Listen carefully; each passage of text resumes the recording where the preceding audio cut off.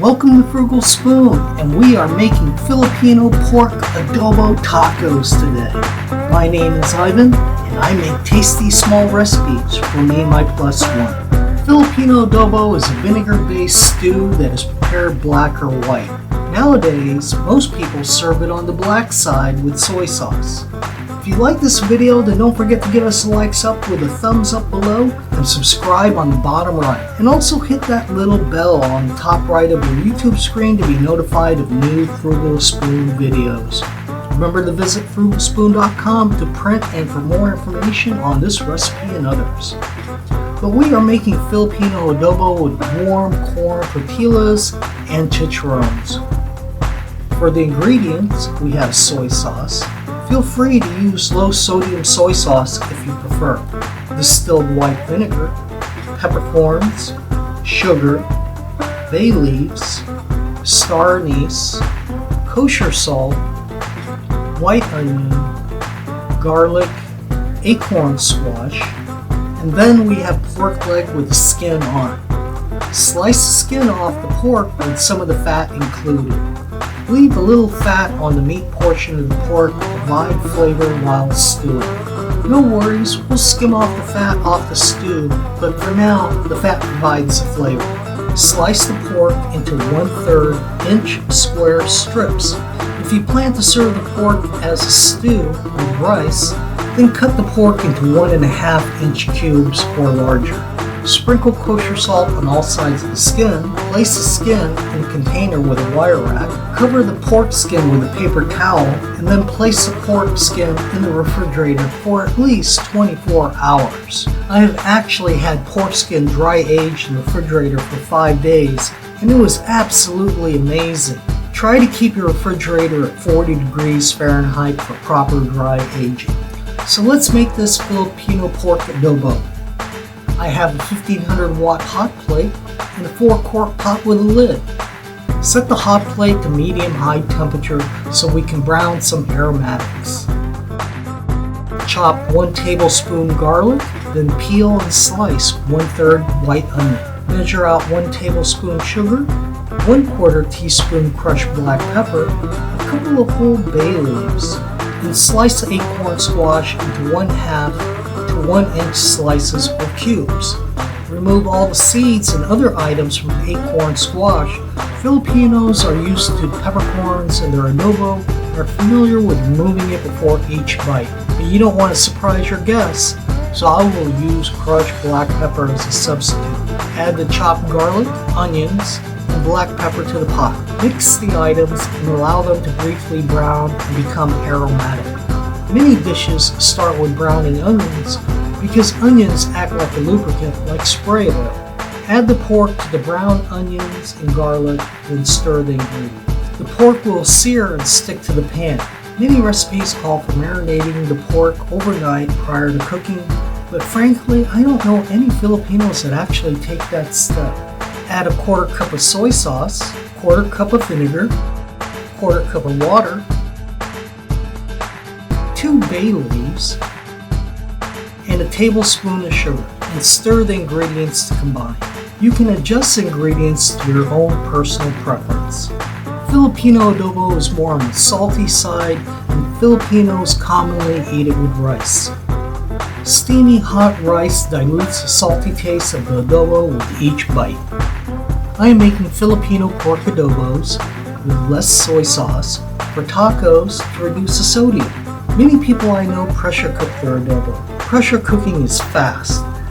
I have a pressure cooker, but I know many people that are afraid of using pressure cookers. Then try this. I am placing a sheet of tin foil under my pot as a drip tray. Then I'm adding a 15-pound iron exercise weight to the top of the lid. Fortunately for me, the weight fits perfectly on the lid, creating a nice stable surface for the weight. My pot and lid have a pretty good seal, so 15 pounds of weight will create some pressure on the inside of the pot that will tenderize the meat faster. The idea is the weight will fall off or the liquid will evaporate before anything catastrophic happens. In the meantime, the adobo is being cooked under pressure. I will allow the meat to cook on medium-high heat for 40 to 50 minutes. So I turned off the fan and I removed the overhead camera.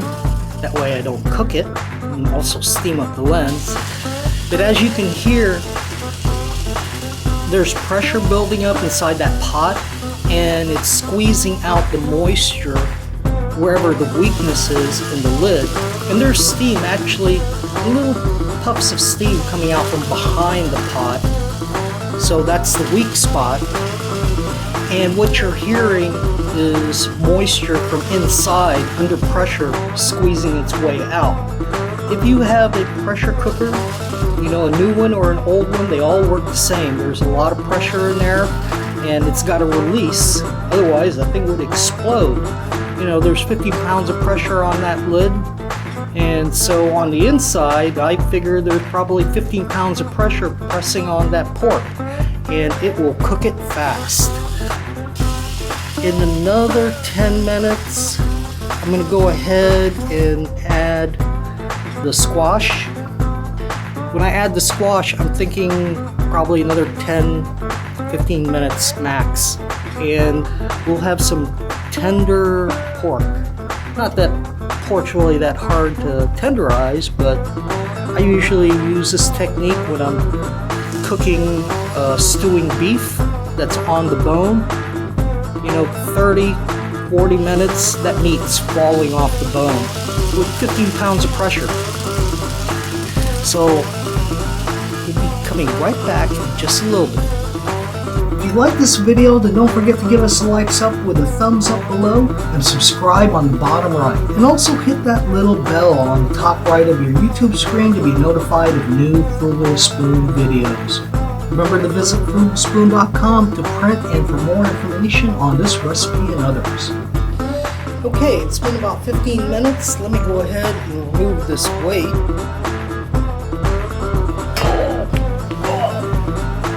I really need to start exercising again. Okay, people ask if the iron weight will rust because of the steam. And if you've ever owned iron weights and you keep them in your garage, they get rusty because of the moisture in the garage. But these weights, I think it's because of the heat of the pan. The moisture really doesn't have a chance to really oxidize the iron. This weight feels really warm. Not like it's burning hot, but it's warm and it's enough to keep the moisture from accumulating on it. So let's go ahead and take this lid and see what we got going here. I'm gonna reach around all these cameras. Ugh. Ooh, that lid's hot.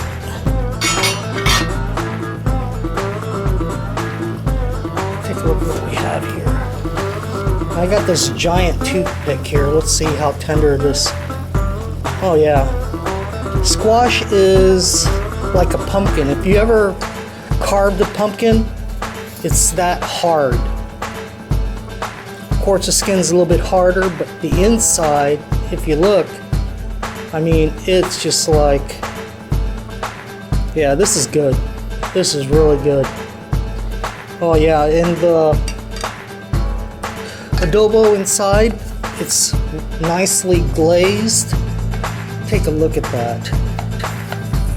Let's see. Put it back here. We don't need that anymore.